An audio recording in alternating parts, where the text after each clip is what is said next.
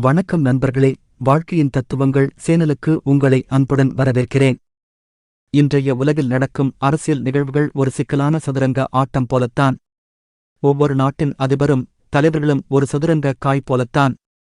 அவர்கள் செய்யும் ஒவ்வொரு நகர்வும் ஒரு நாட்டுக்கு நன்மை அளித்தாலும் இன்னொரு நாட்டுக்கு அது பெரும் பாதிப்பை ஏற்படுத்தலாம். இந்த சதுரங்க ஆட்டத்தில் இப்போது அமெரிக்காவின் முன்னாள் அதிபர் டொனால்ட் டிரம்பும் ரஷ்ய அதிபர் விளாடிமிர் புதினும் முக்கிய காய்களாக இருக்கிறார்கள்.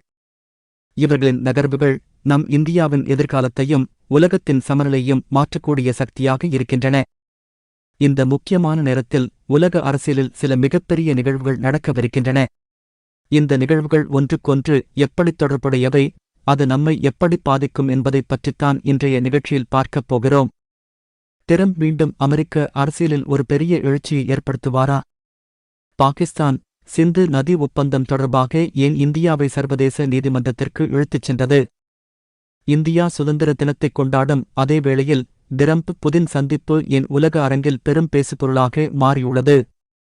இந்த முக்கியமான அமைதிப் பேச்சுவார்த்தையில் உக்ரைன் மற்றும் ஐரோப்பிய நாடுகள் ஏன் கலந்து கொள்ளவில்லை? இந்தியா பிரேசில் வர்த்தக ஒப்பந்தம் எப்படி உலகப் பொருளாதாரத்தில் ஒரு பெரிய மாற்றத்தை உருவாக்கும்? இவை அனைத்தும் எப்படி ஒன்றுக்கொன்று தொடர்புடையவை என்பதை விரிவாகப் பார்க்கலாம். அமெரிக்கா மற்றும் ஐரோப்பாவின் நிலைப்பாடு. அமெரிக்காவின் உள்நாட்டு அரசியல் எப்போதும் உலக நாடுகளின் வெளியுறவுக் கொள்கையை பாதிக்கும். முன்னாள் அதிபர் டொனால்ட் டிரம்ப் மீண்டும் ஒரு பெரிய அரசியல் எழுச்சியை நிகழ்த்த முயற்சிக்கிறார். அவரது தேர்தல் பிரச்சாரத்தின் முக்கிய கொள்கைகளில் ஒன்று அமெரிக்காவின் செலவுகளை குறைப்பதுதான். குறிப்பாக உக்ரைன் போருக்காக அமெரிக்கா தொடர்ந்து நிதி மற்றும் ஆயுதங்களை வழங்குவது அமெரிக்கப் பொருளாதாரத்திற்கு பெரும் சுமையாக இருப்பதாக அவர் நினைக்கிறார். டிரம்பின் இந்த கருத்து பல ஐரோப்பிய நாடுகளுக்கும் நேட்டோ கூட்டணிக்கும் முழுமையாக உடன்படவில்லை. ஐரோப்பாவின் நிலைப்பாடு என்னவென்றால் உக்ரைனுக்கு தொடர்ந்து ஆதரவளிப்பது அவசியம். இல்லையென்றால் ரஷ்யாவின் ஆதிக்கம் மேலும் வலுப்பெறும். ஆனால் டிரம்ப் ஒரு நிபந்தனையை முன்வைக்கிறார். போருக்கான செலவை அமெரிக்கா மட்டும் சுமக்காமல் ஐரோப்பிய நாடுகளும் பகிர்ந்து கொள்ள வேண்டுமென்று விரும்புகிறார். இது ஐரோப்பாவுக்கும் அமெரிக்காவுக்கும் இடையே ஒரு பெரிய கருத்து வேறுபாட்டை உருவாக்கியுள்ளது. சில ஐரோப்பிய நாடுகள் என்ன செய்வது என்று தெரியாமல், போரின் விவகாரத்தில் நேரடியாக தலையிடாமல் அமெரிக்காவின் அடுத்தகட்ட நகர்விற்காக பொறுத்திருந்து பார்க்கின்றன. ஆகஸ்ட் 15 அமைதிப் பேச்சுவார்த்தையின் பின்னணி. இந்தியா தனது 79வது சுதந்திர தினத்தைக் கொண்டாடும் ஆகஸ்ட் 15ஆம் தேதி உலகமே உற்றுநோக்கும் ஒரு முக்கியமான சந்திப்பு நடப்பதாகச் செய்திகள் வெளியாகியுள்ளன. அமெரிக்காவின் முன்னாள் அதிபர் டொனால்ட் டிரம்பும் ரஷ்ய அதிபர் விளாடிமிர் புதினும் நேருக்கு நேர் சந்திப்பதாக கூறப்படுகிறது. இந்தச் சந்திப்பு அமெரிக்கா-ரஷ்யா அமைதிப் பேச்சுவார்த்தை என்ற பெயரில் நடப்பதாக இருந்தாலும் இதன் பின்னணியில் ஒரு பெரிய அரசியல் சூழ்ச்சி இருப்பதாக பல நாடுகள் நம்புகின்றன. இந்த அமைதிப் பேச்சுவார்த்தையில் உக்ரைன், ஜெர்மனி, பிரான்ஸ் போன்ற முக்கிய நாடுகள் கலந்து கொள்ளவில்லை. இதுவே சந்தேகங்களை மேலும் வலுப்படுத்துகிறது. இந்த நாடுகள் இது உக்ரைன் போரை முடிவுக்கு கொண்டு வருவதற்கான உண்மையான முயற்சி அல்ல, மாறாக டிரம்ப் மற்றும் புதினின் அரசியல் ஆதாயங்களுக்கான ஒரு நாடகம் என்று கருதுகின்றன. டிரம்ப் மற்றும் புதின் இருவரின் நோக்கம் என்ன? இந்தச் சந்திப்பிலிருந்து இரு தலைவர்களும் என்ன எதிர்பார்க்கிறார்கள்?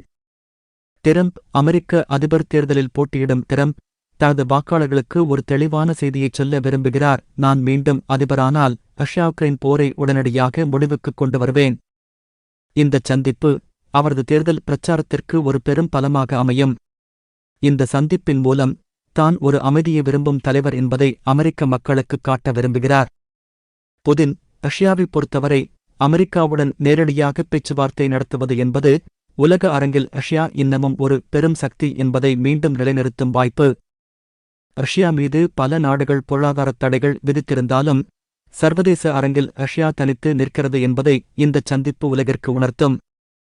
ரஷ்யா உக்ரைன் போர் மற்றும் இந்தியாவின் நிலை. உக்ரைன் போர் இன்னும் தொடர்ந்து கொண்டிருக்கிறது. ரஷ்யப் படைகள் உக்ரைனின் சில முக்கிய பகுதிகளை தங்கள் கட்டுப்பாட்டில் வைத்துள்ளன. உலக அளவில் கோதுமை ஏற்றுமதி மற்றும் எரிவாயு விநியோகத்தில் ரஷ்யா இன்னமும் ஒரு பெரிய சக்தியாகவே உள்ளது. அமெரிக்கா மற்றும் ரஷ்யா இடையே ஒரு அமைதி ஒப்பந்தம் உருவானால் அது உக்ரைனின் நிலைமையை மாற்றுமா என்பதுதான் இப்போது எல்லோரின் மனதிலும் இருக்கும் கேள்வி. உக்ரைனுக்கு ஆதரவாக போரிட்ட பல நாடுகள் இந்த ஒப்பந்தம் உண்மையில் உக்ரைனுக்கு நியாயம் வழங்குமா என்ற சந்தேகத்தில் உள்ளன. ஒருவேளை ரஷ்யா தான் கைப்பற்றிய பகுதிகளை தக்கவைத்துக் கொண்டால் அது உக்ரைனுக்குப் பெரும் பின்னடைவாக அமையும். இந்தியா எப்போதும் அமைதியை வலியுறுத்தி வருகிறது. உலக அரசியல் மாற்றங்கள் நம் பொருளாதாரத்தையும் பாதுகாப்பையும் பாதிக்கக்கூடியவை. இந்தியா பிரேசில் வர்த்தக ஒப்பந்தம். உலக அரசியல் ஒருபுறம் பரபரப்பாக இருக்க, இந்தியா பிரேசில் இடையே ஒரு முக்கிய வர்த்தக பேச்சுவார்த்தை நடைபெறுகிறது. இந்தச் சந்திப்பில் இறக்குமதி வரிகளை குறைப்பது பற்றி விவாதிக்கப்படலாம். இந்த ஒப்பந்தம் நடந்தால் இந்தியா தனது வேளாண் பொருட்கள் மற்றும் தொழில்நுட்ப ஏற்றுமதியில் பிரேசிலுடன் ஒரு வலுவான கூட்டாண்மையை உருவாக்க முடியும். இது இரு நாடுகளின் பொருளாதாரத்தையும் பலப்படுத்துவதோடு பிரிக்ஸ் கூட்டமைப்பின் அரசியல் செல்வாக்கையும் அதிகரிக்கும். இந்த நடவடிக்கை மேற்கத்திய நாடுகளின் ஆதிக்கத்திற்கு ஒரு சவாலாக அமையலாம். இந்தியா வர்சஸ் பாகிஸ்தான் சிந்து நதி ஒப்பந்தம். உலக அரங்கில் இத்தனை மாற்றங்கள் நடந்து கொண்டிருக்கும் போது இந்தியாவுக்கு ஒரு புதிய சவாலை பாகிஸ்தான் உருவாக்கியுள்ளது. சிந்து நதி ஒப்பந்தம் தொடர்பாக பாகிஸ்தான் சர்வதேச நடுவர் நீதிமன்றத்திற்கு இந்தியாவை இழுத்துச் சென்றுள்ளது. இந்த விவகாரத்தின் முக்கிய காரணம் ஜம்மு காஷ்மீர் பகுதியில் இந்தியா கட்டும் அணைத்திட்டங்கள். இந்த திட்டங்கள் தங்கள் நீர் உரிமையை பாதிக்கின்றன என்று பாகிஸ்தான் குற்றம் சாட்டுகிறது. சில ஊடகங்கள் சிந்து நதி ஒப்பந்த வழக்கில் பாகிஸ்தான் வெற்றி பெற்றது என்ற செய்திகளை வெளியிட்டிருக்கின்றன. ஆனால் இது உண்மையின் ஒரு பகுதி மட்டுமே. சர்வதேச நடுவர் நீதிமன்றம் அளித்திருப்பது ஒரு ஆரம்ப நிலை தீர்ப்புதான். இது ஒரு முழுமையான வெற்றி அல்ல. இந்த வழக்கு இன்னும் பல ஆண்டுகள் நீடிக்கலாம். இந்தச் சட்டப் போராட்டத்தில் இரு நாடுகளும் தங்கள் நிலைப்பாட்டை வலுப்படுத்த பல ஆதாரங்களை சமர்ப்பிக்க வேண்டியிருக்கும். முடிவுரை. நண்பர்களே, உலக அரசியல் என்பது ஒரு டொமினோ விளைவு போன்றது. ஒரு நாட்டில் நடக்கும் ஒரு முடிவு மற்ற நாடுகளின் பொருளாதாரம், பாதுகாப்பு மற்றும் அரசியலை நேரடியாக பாதிக்கிறது. டிரம்புதின் சந்திப்பு, உக்ரைனின் எதிர்காலம், இந்தியா பிரேசில் வர்த்தக ஒப்பந்தம் மற்றும் பாகிஸ்தான் இந்தியா நீர் தகராறு, இவை அனைத்தும் ஒன்றோடொன்று இணைந்த நிகழ்வுகளின் சங்கிலித் தொடர். வருகிற மாதங்களில் இந்த நிகழ்வுகள் இந்தியாவின் அரசியல் மற்றும் பொருளாதார நிலையை எப்படி மாற்றப் போகின்றன என்பதை நாம் பொறுத்திருந்துதான் பார்க்க வேண்டும். இந்த உலக அரசியல் நிகழ்வுகளைப் பற்றிய உங்கள் கருத்து என்ன? கீழே கமெண்டில் தெரிவியுங்கள். அடுத்த வாரம் புதிய தலைப்புடன் சந்திப்போம். நன்றி, வணக்கம்.